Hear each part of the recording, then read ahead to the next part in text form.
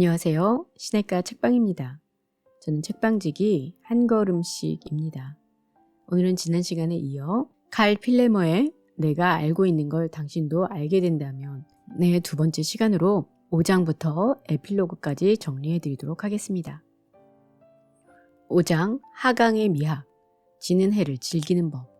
온 사회가 노화에 대한 공포로 아우성입니다.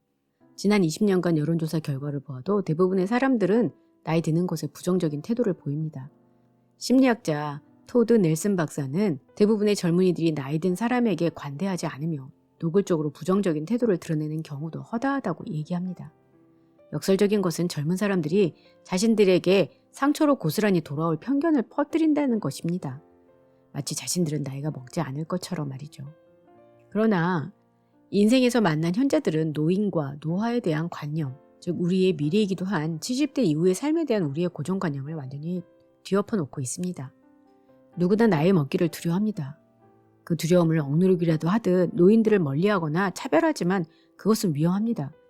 인생의 현자들은 나이 들어서도 충만하고 풍요로운 삶을 살려면 노화에 대해 좀 더 긍정적인 인식이 필요하다고 말합니다. 부정은 최악의 적입니다. 노화를 부정하면 일어나지 않을지도 모르는 부정적인 일들을 무의미하게 두려워만 하게 됩니다. 그분들이 조언한 바로는 고개마다 다른 기쁨이 있다며 때때마다의 즐거움이 있으니 너무 힘들게 여기지 말라고 합니다.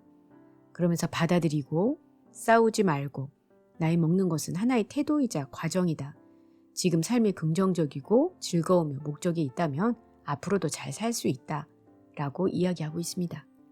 앙투아네트 와킨스라는 분은 내가 해주고 싶은 말은 걱정하지 말라는 거야. 살아보니 나이의 고개를 넘을 때마다 이전에는 없던 기회들이 생기더라고. 그리고 각 고개마다 다른 기쁨들이 있어. 사람들은 나이 드는 걸 지나치게 두려워해. 걱정하지 마. 나이 드는 건 모험과 같으니까 라고 이야기하기도 했습니다. 젊어서 나이 드는 걸 걱정하는 것은 시간 낭비다. 나이 드는 건 생각보다 훨씬 괜찮은 일이니까 라고 이야기합니다.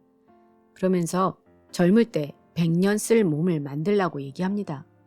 사람들은 너무나 쉽게 어차피 천년만년 살 것도 아닌데 뭐 몇 년 덜 살면 그만이지 지금 좋아하는 걸 하면서 살래 라고 하면서 흡연이나 지나친 과음을 하는 경우도 많이 있습니다. 인생의 현자들은 이러한 태도는 잘못이라고 얘기합니다. 한 가지 사실을 간과했기 때문인데 건강에 해로운 짓을 한다고 해서 일찍 죽는 것이 아니라 몇 년 혹은 몇십 년을 만성 질병으로 고통받을 수도 있다는 사실입니다. 담배 피우는 사람, 과식하는 사람, 정말 꼼짝 않고 누워 TV만 보는 사람 중 대다수는 자신에게 닥칠 최악의 상황이 어느 날 갑자기 죽는 것이라고 지나치게 아니란 생각을 하는 경우가 많습니다. 하지만 현실적으로는 그렇게 쉽게 죽는 경우는 드뭅니다. 병은 쾌락의 이자라는 말이 있듯이 그렇게 살아온 사람들은 나날이 버거워지는 병의 무게를 짊어지고 살아야 합니다. 병은 말을 타고 들어와 거북이를 타고 나간다는 속담처럼 서서히 몸이 쇠약해지고 오랫동안 진행됩니다. 누구든 할 수만 있다면 그런 상황은 피하고 싶을 것입니다. 현대인의 사망 원인은 급성질환에서 만성질환으로 옮겨가는 추세입니다. 현대인들은 주로 심장병, 뇌졸중, 당뇨병, 폐질환 같은 만성질환으로 사망합니다.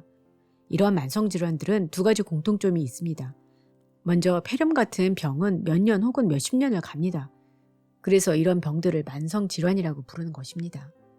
건강을 돌보지 않고 되는 대로 살면서 뭐 어때?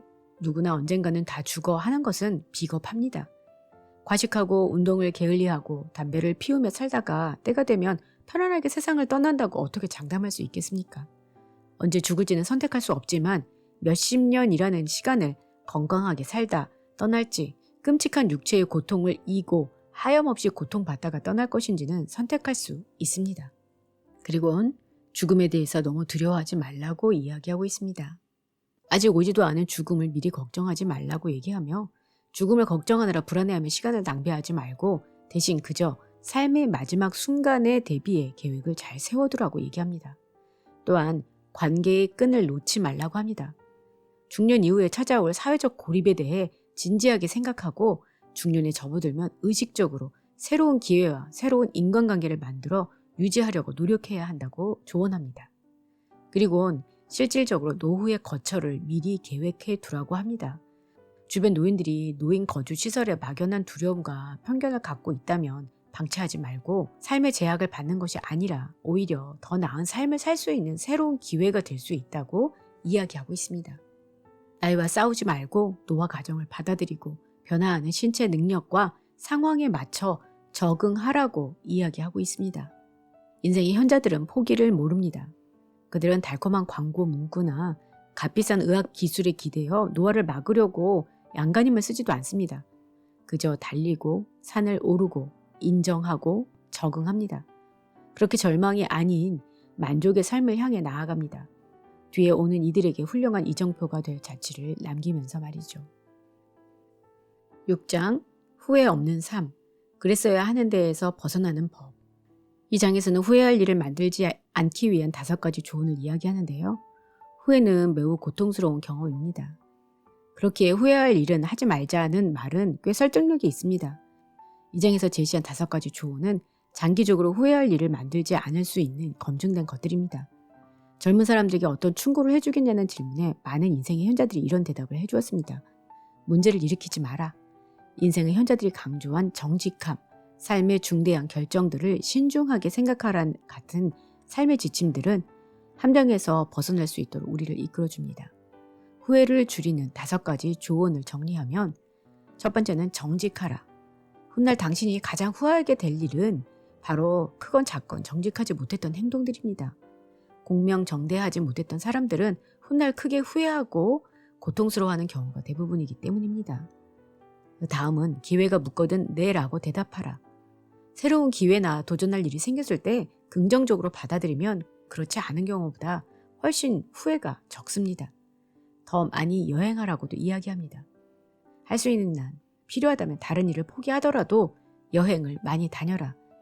대부분의 인생의 현자들이 여행 경험이 삶의 가장 중요한 부분이라고 회상합니다.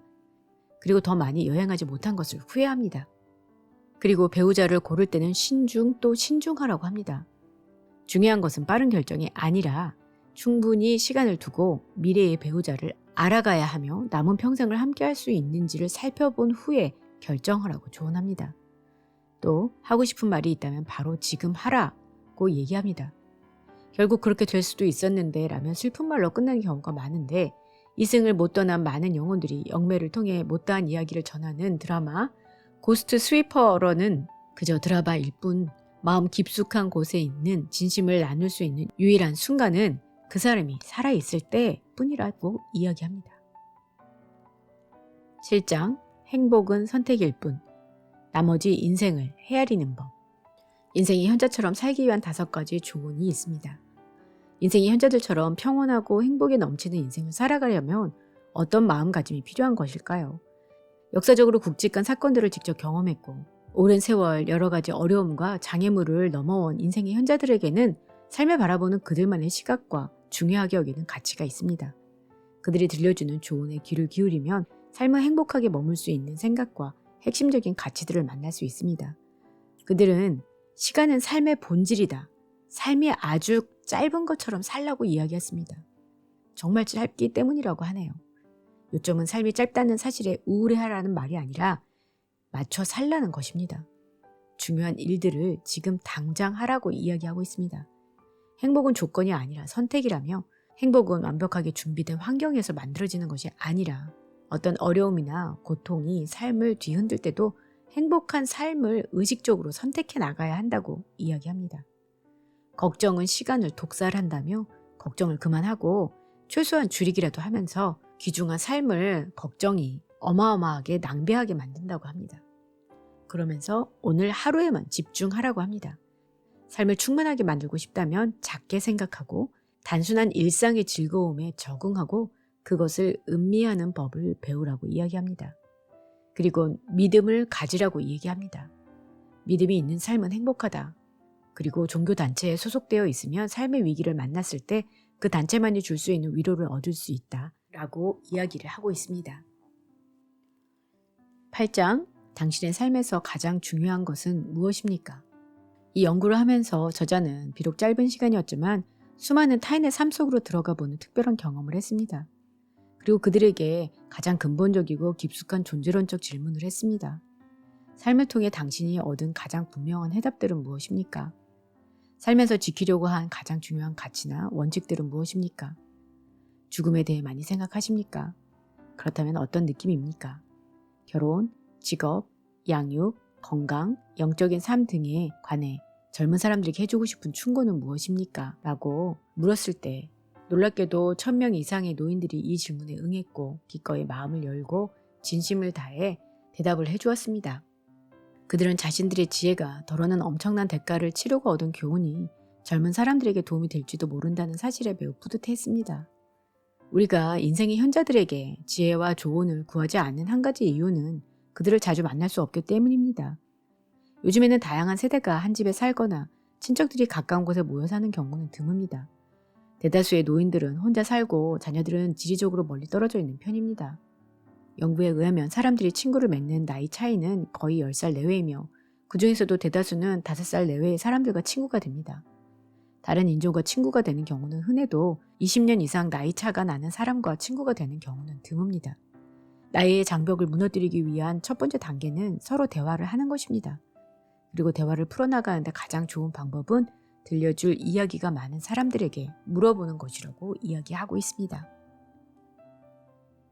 에필로그에서는 인생의 현자들에게 검증된 지혜를 얻고 싶다면 10가지 질문을 던져보라고 질문을 제시해주고 있습니다.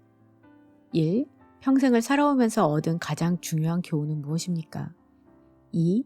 서른 즈음을 보내면서 제가 무엇을 배워야 할까요? 3. 하고 싶은 일을 찾고 거기서 성공할 수 있는 비결이 과연 있을까요? 4. 어떤 이들은 힘겹고 고통스러운 일을 경험하면서 중요한 교훈을 배웠다고 하는데 정말 그런가요? 만약 그렇다면 거기서 배운 점을 한 가지만 말씀해 주시겠습니까? 5. 반드시 지키고자 하는 삶의 가치나 원칙들이 있습니까? 6. 100년 해로의 비결은 무엇인가요? 7. 결혼을 하고 생활을 하면서 어떤 점을 조심해야 합니까? 8. 아이를 키우면서 반드시 피해야 할 것이 있다면 어떤 것일까요? 9. 인생에 특별한 전환점이 있었나요? 그렇다면 삶의 궤도를 완전히 다른 방향으로 바꾼 사건은 무엇입니까? 10. 건강에 관해 깨달은 교훈들이 있나요? 나이가 들어가는 사람들에게 어떤 조언을 해주시겠습니까? 네, 오늘은 칼 필레머의 내가 알고 있는 걸 당신도 알게 된다면 중에서 5장에서 에필로그까지 정리해드렸습니다. 여러분은 이 책을 어떻게 들으셨나요? 저는 이 책을 읽으면서 정말 8만 년의 삶을 통해서 삶의 지혜의 정수를 들은 것 같아서 정말 감사했었습니다. 많은 고통과 어려움을 견뎌내고서 배워온 삶의 지혜를 저희가 이렇게 쉽게 얻을 수 있는 것들이 감사했습니다. 이 책을 직접 보시면 각 장마다 자세한 예들과 여러 인생의 현자들에 대한 직접적인 말들을 보실 수 있습니다. 이들의 생생한 지혜의 말들은 우리의 삶에 실질적인 도움을 얻을 수 있고 일일이 만나 뵐 수 없지만 그분들을 통해서 이렇게 대신 정리해 주신 것에 대해서 감사했습니다. 저희가 귀를 열고 또 이분들의 말씀대로 삶을 살아본다면 많은 유익을 얻을 것이라고 생각이 듭니다. 여러분에게도 의미 있는 시간이 되었기를 바랍니다. 그러면 다음 시간에 새 책으로 돌아올게요. 안녕히 계세요.